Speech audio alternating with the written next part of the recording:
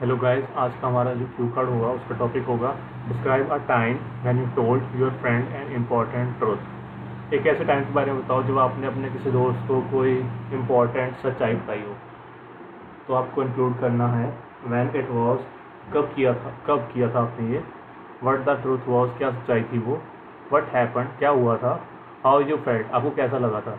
तो पहले हम इसके कुछ वोकेबलरी वर्ड्स और इडियम्स यूज देख लेते हैं जो हम अपने कंटेंट में इंक्लूड करेंगे for getting good band in I speaking test. Confined, confide in से मतलब होता है ईजी और share, to tell someone a private और इम्पोर्टेंट मैटर।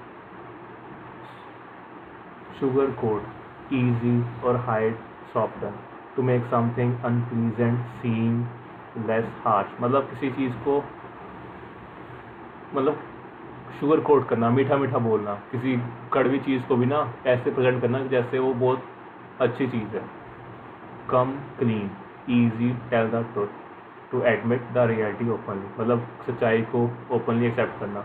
इन अ डेलेमा, डेलेमा मतलब होता है confuse, to be in a difficult situation, किसी मुश्किल सिचुएशन में जब आपको दो टफ चॉइसेस हो आपके सामने पर आपको किसी एक को चूज़ करना हो, मतलब कि कुछ ना कुछ तो नुकसान होगा ही होगा आपको।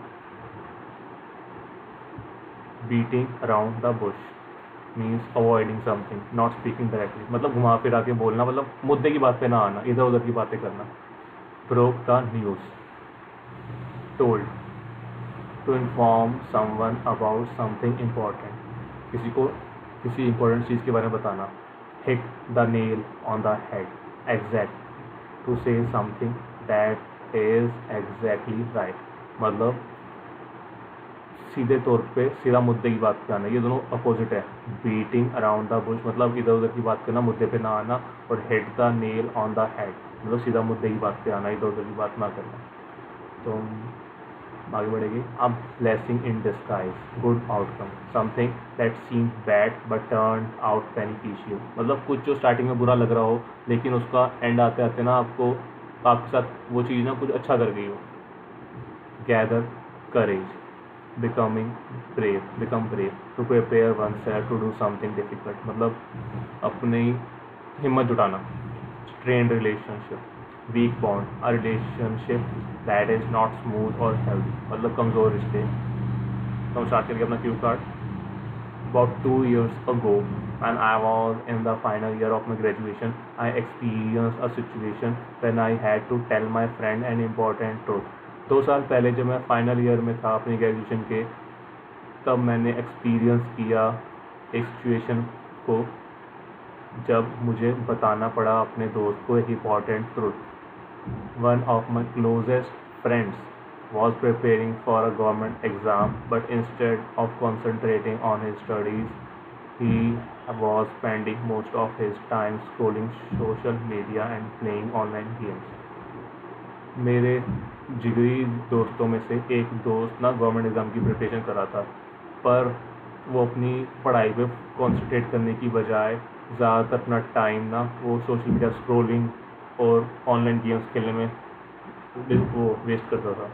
ही strongly believe he was making progress, but I could clearly see that he was moving in the wrong direction.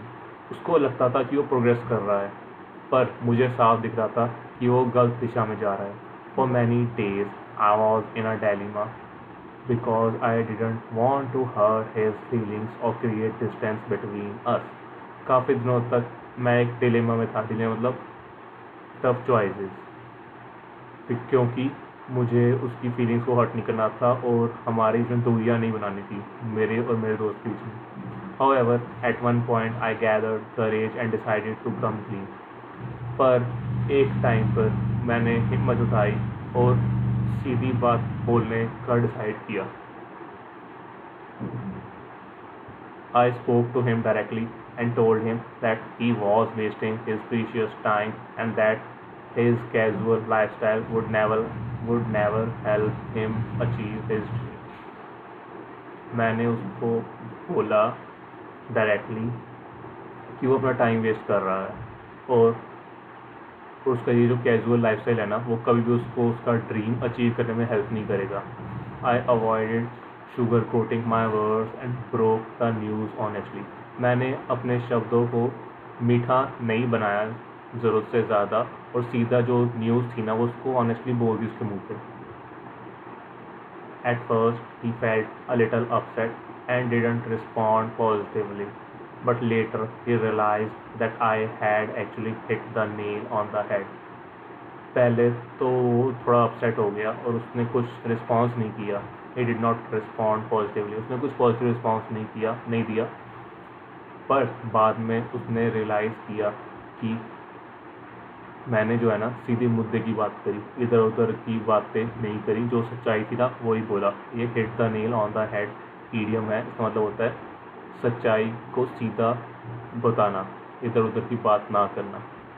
Initially, I was nervous because I feared that my words might lead to a strained relationship between us. शुरू में मैं nervous था क्योंकि मुझे डर था कि जो मेरे शब्द है ना वो हमारे रिलेशनशिप को स्ट्रेन ना कर दे, मतलब कमज़ोर ना कर दे। Surprisingly my honestly turned out to be a blessing in disguise. पर सरप्राइजिंगली मेरी सच्चाई ना एट द एंड अच्छी साबित हुई। ब्लेसिंग इन डिस्गाइज मतलब शुरू में मेरे को डर लगा, शुरू में मेरे को लगा कि मेरे साथ बुरा होगा, लेकिन एंड में ब्लेसिंग होगी मेरे साथ, मतलब अच्छा ही दे गया वो जो मेरी सच्चाई थी। He took my advice seriously and started following a disciplined routine. उसने मेरी एडवाइस को सीरियसली लिया और फॉलो करने लगा एक डिसिप्लिन्ड रूटीन को। A few weeks later he even thanked me. कुछ हफ्तों बाद उसने मुझे थैंक यू भी कहा for being frank with him and admitted that it helped him improve his preparation. उसने थैंक यू इसलिए कहा कि मैं उसके साथ फ्रैंक था और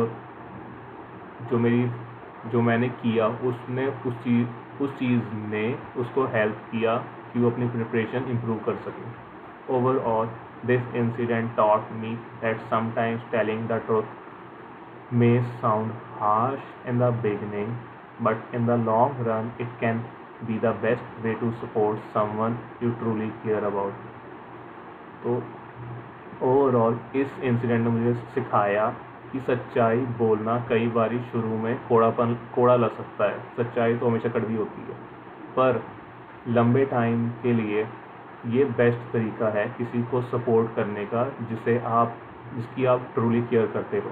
मतलब किसी की आप फिक्र करते हो, उसको चाहोगे ना कि उसकी सच्चाई उसके सामने रहे, वो डिल्यूजन में ना रहे। तो सच्चाई है ना उसको पता होनी चाहिए ताकि बाद में लॉन्ग रन में वो फ़ायदे में ही रहे। फॉलो अप क्वेश्चंस पे आएंगे हम। Do you think friends should always be honest with each other? क्या आपको लगता है कि दोस्तों को हमेशा एक दूसरे के साथ सच्चाई से रहना चाहिए? Yes, I believe honesty is the foundation of any genuine friendship. हाँ, मैं बिलीव करता हूँ कि जो सच्चाई है ना वो फाउंडेशन होती है किसी भी अच्छी दोस्ती की। Of course, sometimes the truth may sound bitter, but if we keep sugarcoating everything, it will not help our friends in the long run. हाँ ज़रूर, कभी कभी ना जो सच्चाई होती है ना वो कड़वी लग सकती है, बेटर का मतलब होता है कड़वी। पर अगर हम शुगर कोट करते रहेंगे ना हर चीज़ को, तो हमारे दोस्तों को लंबे टाइम में सब हेल्प नहीं करेगी, नुकसान ही देगी। Honest feedback when given politely strengthens mutual trust. जब हम सच से भरा हुआ फीडबैक देते हैं ना उसको, और तरीके से देते हैं, यानी डांट डपट के दे रहे हैं, उसको प्यार से समझाते हैं, सच्चाई दिखाते हैं, उसको मिरर दिखाते हैं, तो वो जो हमारा म्यूचुअल ट्रस्ट है ना उसको स्ट्रॉन्ग करता है। सेकंड क्वेश्चन में आते हैं, is it always necessary to tell the truth? क्या हमेशा ज़रूरी होता है सच बताना? Not always, in my opinion. If the truth can unnecessarily hurt someone without adding any real value, it may be better to remain silent or say it more tactfully. हमेशा ज़रूरी नहीं होता सच्चाई बताना, पर मेरे ओपिनियन में, मेरे ख्याल से, अगर ट्रुथ किसी को अननेसेसरी हर्ट करता है कुछ भी वैल्यू एडिट करे बिना, मतलब सिर्फ वो सच्चाई ऐसी है कि सिर्फ उसको हर्ट ही मिलेगा, कुछ वैल्यू उसकी लाइफ में ऐड नहीं होगी। तो इस सिचुएशन में बेटर है कि हम चुप रहे या फिर कुछ टैक्टफुली बोलें। However, in situations where a person's future or well-being is involved, being truthful is a must. पर उन सिचुएशंस में जब किसी बंदे का फ्यूचर या किसी बंदे की भलाई इन्वॉल्व हो तो सच्चाई बोलना ज़रूरी होता है। Truthful is a must. जैसे कि आप किसी डॉक्टर के पास जाओ, डॉक्टर पता लग गया कि भाई इसको तो बड़ी खतरनाक बीमारी है, पर वो सोचे मैं सच बोलूँ ना बोलूँ, क्या बोलूँ। अगर झूठ बोलेगा तो पेशेंट के साथ ना वो हो जाएगा, अन्याय हो जाएगा, अनजस्टिस हो जाएगा। तो अच्छा होगा कि वो सच्चाई ही बोले कि यहाँ पे पर्सन का फ्यूचर और वेलबींग दोनों इन्वॉल्व है। तो ऐसी सिचुएशन में हमेशा सच बोलना चाहिए। What are the advantages of telling the truth? क्या फ़ायदे होते हैं सच्चाई बोलने के? Telling the truth builds trust, saves relationships from misunderstandings and helps people make better decisions. सच्चाई बोलने से ना ट्रस्ट बिल्ड होता है, रिश्ते बच जाते हैं मिसअंडरस्टैंडिंग से, और हेल्प करते हैं पीपल को कि वो बेटर डिसीजन ले सके। In fact it also gives personal satisfaction because when you come clean you don't carry the burden of guilt और डिसऑनेस्टी। और ये ना बंदे को अंदर से पर्सनल सेटिस्फैक्शन फील होती है, क्योंकि जब आप सच्चाई बोलते हो ना, व्हेन यू कम क्लीन, जब आप ठीक होते हो तो आपको कोई गिल्ट का भार या डिसऑनेस्टी का भार कैरी नहीं करना पड़ता। Fourth question, why do people sometimes avoid telling the truth? क्यों पीपल अवॉइड करते हैं सच्चाई बोलने से? People usually avoid the truth because they fear conflict और रिजेक्शन। पीपल इसलिए सच बोलने से अवॉइड करते हैं क्यों वो डरते हैं यही कॉन्फ्लिक्ट ना हो जाए, कि कहीं उनको रिजेक्शन फेस ना करना पड़े। For example, some individuals don't want to strain a relationship so they prefer beating around the bush. कुछ लोग नहीं चाहते उनका रिलेशनशिप ना खराब हो, स्ट्रेन मतलब उनके रिलेशनशिप में स्ट्रेस आए, तो वो प्रेफर करते हैं बीटिंग अराउंड द बुश, मतलब इधर उधर की बातें करें, जो मुद्दे की बात है ना, जो सच्चाई है वो ना करें। Others hide the truth simply to protect their own image. जो बाकी लोग हैं ना, वो सच्चाई को छिप पाते हैं क्योंकि वो नहीं चाहते कि उनकी जो इमेज है वो दूसरों की नज़रों में ख़राब हो जाए। फॉर एग्जांपल, कहीं आप इंटरव्यू देने जा रहे हो, इंटरव्यू ने कह दिया कि भाई आपको ये सॉफ्टवेयर चलाना आता है, भले ही आपको ना आता हो, लेकिन आपको इमेज अच्छी करनी है उसके सामने, आपको जॉब चाहिए, तो आप झूठ बोलोगे।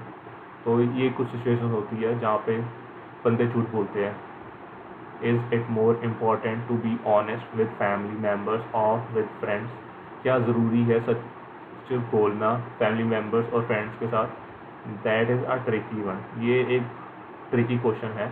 आई would say honesty is equally important in both cases. सच बोलना इम्पॉर्टेंट है दोनों के साथ, फ्रेंड्स के साथ भी और फैमिली मेम्बर्स के साथ भी।